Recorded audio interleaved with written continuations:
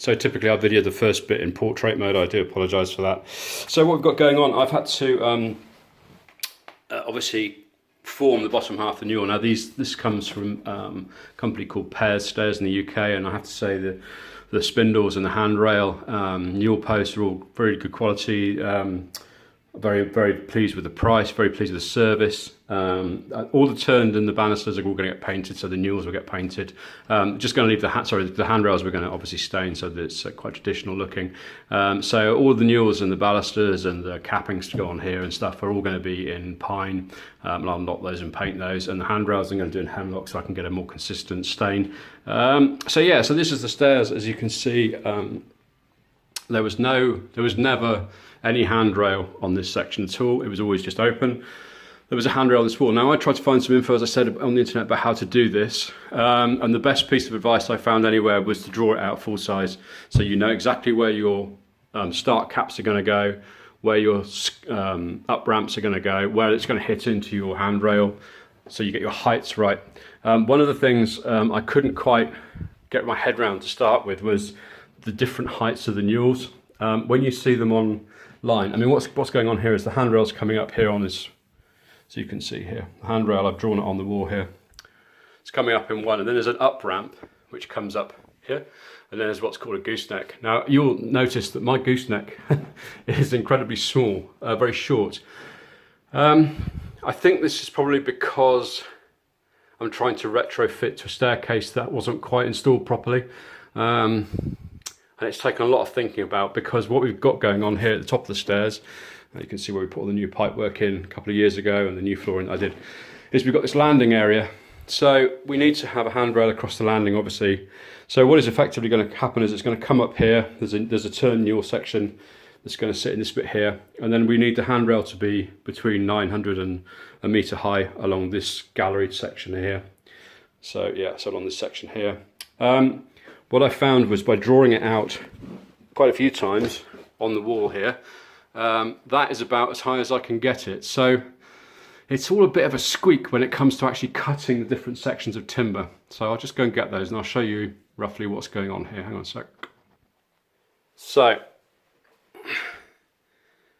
that's the newel foot, if you like, that I put in today. That's taken some real thinking about, because as there was no newel on there, I couldn't just drill a hole, so I've had to take up the flooring in order to shoot the newel leg all the way down so I can glue and screw it to the stringer. It's only just been glued, but it's absolutely, you know, I'd hang off that, no problem at all. It was a heck of a cut though, I can tell you. There's some photographs somewhere, so I might put those up to show you exactly what's gone on, because obviously the stringer carries on in here to about this line here, so it's dug out there, the back's cut out, but the front leg is left, so I could glue and screw it to the stringer, and obviously I had to do that. I've drilled through the joist on here as well, to allow a much lower fixing, so hopefully in the future, if anyone needs to take it out, they'll thank me for that. So yeah, so in there is going our nice Oxford fluted newel.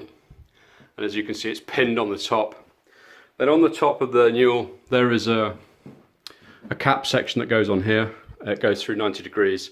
So there's no square section to the newel like you see in most houses. This is a traditional kind of, like, I mean, I think in the States they call it something like a cap rail or something. I think we call it continuous handrail in the UK. But going back to the drawing out, so if you can imagine on the other side, there's a section of handrail coming up here. What you get supplied are, you see this section of handrail, this is an up ramp. So you have to work out where the up ramp is going to go.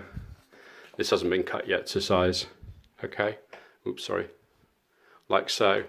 And then you have a section, which is a long square section, which has been glued together, called a gooseneck. So the two go together. So if I can do that on the floor, I'll try and show you what it's supposed to look like.